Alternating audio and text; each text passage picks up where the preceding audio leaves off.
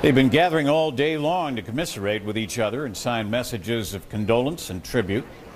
There's even a poster quoting some of the NDP leader's last words. They are contained in a letter he wrote to you 2 days ago on his deathbed.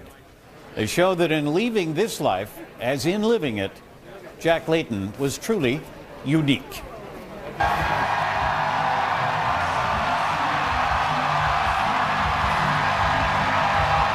For the first time in our history, they have asked us to serve as Canada's official opposition.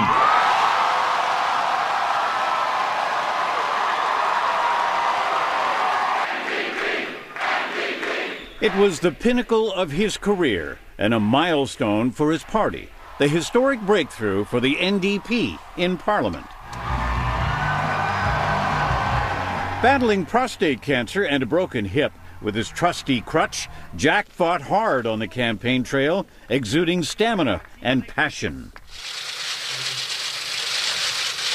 But just 3 months later, a shockingly frail Jack Layton made perhaps the toughest choice of his career. I have a new cancer, non-prostate cancer, that's going to require further treatment. So, on the advice of my doctors, I'm going to focus on treatment and recovery. I will therefore be taking a temporary leave of absence as leader of the New Democratic Party of Canada. It was here at Princess Margaret Hospital that Jack Layton underwent his cancer treatments, and in an open letter to Canadians, written 2 days before his death, he offers hope and encouragement to other Canadians fighting their own battles with cancer, even though he knew he was losing his own. Jack writes, "To other Canadians who are on journeys to defeat cancer and to live their lives, I say this. Please don't be discouraged that my own journey has not gone as well as I had hoped. You must not lose your own hope. Treatments and therapies have never been better in the face of this disease. You have every reason to be optimistic, determined, and focused on the future." No matter how high he climbed, millions knew him simply as Jack, the man with the common touch, a man even his political foes called a friend. Now, as you know, Jack was a musician. He was quite a natural one at that, and we always talked about getting together to jam. But it seemed we were both always too busy. I will always regret the jam session that never was. That is a reminder, I think, that we must always make time for friends, family, and loved ones while we still can. I think the people in the city will remember him best as somebody who really cared about housing, and then in the mid to late 90s started talking a lot about homelessness, probably the first national politician to really understand that issue. An advocate for social issues, Layton tirelessly fought for the NDP values, whether in Ottawa or as a Toronto City Councillor, beginning in 1982. But the homeless people are piling up in our streets, Mr. Mayor, and we're going to have more of them than ever. While on council, an outspoken Jack Layton fought fiercely for what he believed was right. This is a bloody sham! Mr. Chairman, you're a bloody sham as chairman! Read out the motion! Jack made the leap to federal politics in 2004. He was elected as MP for Toronto Danforth. Is this a party on the move? Absolutely! No one ever worked harder than Jack Layton, day by day, year by year. But the kind of man that he was, he's someone who always gave it his all. That's who Jack Layton was. This is going to be the trick. Someone who knows that best is his wife, Olivia Chow, a fellow NDP MP. Layton also leaves behind a daughter, Sarah, and son, Mike, a Toronto City Councillor who followed in his dad's footsteps. Jack was surrounded by family when he lost his battle with cancer this morning. I've lost somebody for whom I had a lot of respect and a lot of affection. And I think many Canadians who didn't even know him personally felt the same way. Sometimes the world has a way of breaking your heart. And I think a lot of us feel that way today. Some final words Jack wrote for us all. All my life I have worked to make things better. Hope and optimism have defined my political career, and I continue to be hopeful and optimistic about Canada. My friends, Love is better than anger. Hope is better than fear. Optimism is better than despair. So let us be loving, hopeful, and optimistic, and we'll change the world. All my very best, Jack Layton. Take a look at the growing memorial here outside Jack Layton's constituency office, and take a look at this long lineup. These are all people who are here to sign a book of condolences, which was set up earlier in the day. Some of them knew him quite well. Others are complete strangers. All felt compelled to come out and show their respect. Now, we spoke with some people earlier in the day who shared some of their favorite memories of a man they've come to know as just plain Jack.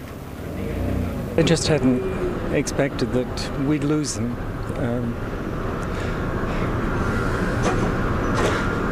This quickly.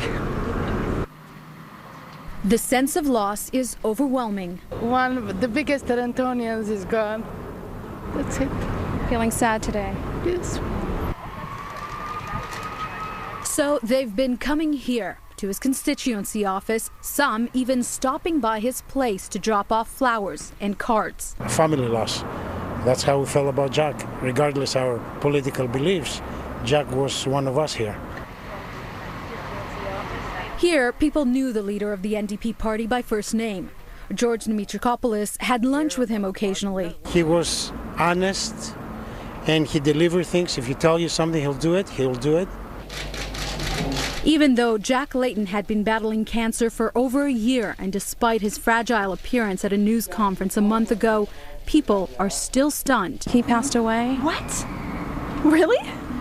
No, I didn't. Here on the Danforth, the heart of Jack's riding, constituents watched his career grow over the years as he moved from city councillor to the leader of the opposition in Ottawa. And while not everyone saw eye to eye with him, they all agree he was a strong force in this community.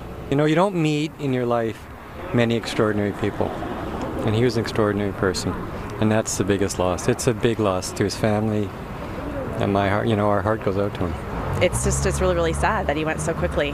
And his best achievement ever was the last 2011 elections. Sad day. Still a bit stunned from it, even though it was hours ago. Celia Lewis remembers meeting Layton at Taste of the Danforth last year. My mom said, "Do you want to get a picture with Jack Layton?" And me and my brother both said sure. So we got a picture talking. What was he like? He was nice. A man who made a big impression. His name becoming synonymous with the principles of the NDP. Some wonder what that'll mean for the party going forward. I think his personality was crucial for the NDP, that I don't think that anybody will take his place. And we're live again outside Jack Layton's constituency office, and as you can see, the tributes just keep pouring in. People stopping by with flowers. There are cards here as well. And of course, that book of condolences that we told you about, people signing that. Lots of messages of gratitude in that book. Messages from people who live in this riding saying thank you and promising to carry on his message. This is clearly a community that is mourning the loss of a leader today. Did Toronto lose today? They lost a great man, a man who probably could have become the Prime Minister of Canada. And he would have been a great Prime Minister. For 18 years, Jack Layton was one of the most vocal voices on Toronto Council. Former mayors remember him as a tenacious fighter. I can remember on Toronto City Council, massive political fights about how to help the homeless. And Jack led those fights. The homeless people are piling up in our streets, Mr. Mayor, and we're going to have more of them than ever.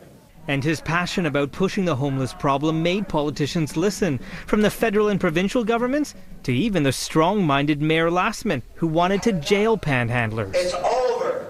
We went up to my office and we talked, and he said, look, if you bring that motion in and you arrest them, they know you're going to arrest them, where are they going to go? They're going to hide.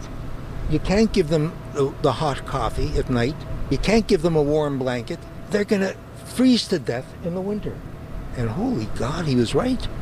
The flag here at City Hall has been lowered in memory of Jack Layton. He was first elected to council in 1982, and our current mayor remembers him quite fondly. In fact, they sat next to each other when Ford was a rookie. You get shot in front of the courthouse. You freeze in a back laneway. He taught me never to take things personal. He taught me you're going to be surprised on who votes with you sometimes and who votes against you. It's very, very unfortunate, but I just want to thank him for what he taught me. Layton meant so much to so many. That's why hundreds gathered at City Hall late this afternoon for an impromptu memorial and to sign a giant card of condolence. Look up at Jack like someone I could just inspire me to keep fighting. He was about diversity. He was about truth. He was about love. And he was about uniting not just the city, Toronto, but this country. He was just a wonderful, wonderful man who gave his life to his career for the betterment of all of us. Jack was the person who inspired me to run for elected office. Council was fun with Jack. You know, we could play off each other. It was great theatrics. He was that politician with whom you could sit down and have that proverbial beer with. He never let the job go to his head, as some politicians are conceited and arrogant. He was not one of them. He was very, very humble, and he'll be missed. It's very, very unfortunate.